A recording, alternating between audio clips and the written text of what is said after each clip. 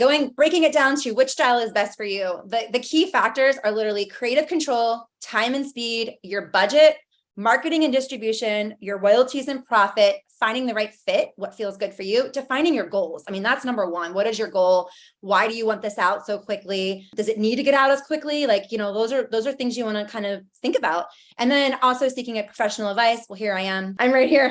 Please ask the questions away. And then consider your long-term goals. Like, what are they? And I'm going to talk about this too, because let's say you have a desire to create a course or be a TEDx talker, TEDx speaker, and there's ways to do things first. So for example, and you want to think backwards, this is important. So let's say you envision yourself to be a TEDx talk eventually. Well, TEDx does not want you to have a book or a course out first. TEDx wants to be the first time that you've ever talked about this subject ever. You want to be a TEDx talker, that needs to come first, sort of. And I'm going to say this, but because if we know that it takes 10 to 12 months for, your book to come out, you could start planning and writing your book to come out, and then make sure if you're doing a TEDx talk, for example, like your TEDx talk is in August and your book comes out in September, on the back end, you've been planning the book all along. And this is why I say this, because that way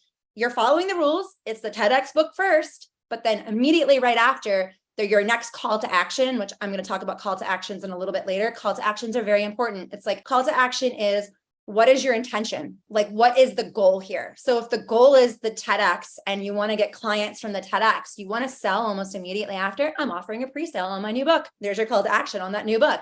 Then when they buy the book, it's like, oh, I'm offering a pre-sale. I'm trying to get into a course, and that becomes a course or group coaching or whatever it may be from there, just to kind of throw you guys some ideas. Consider your long-term vision. That's what I mean by that.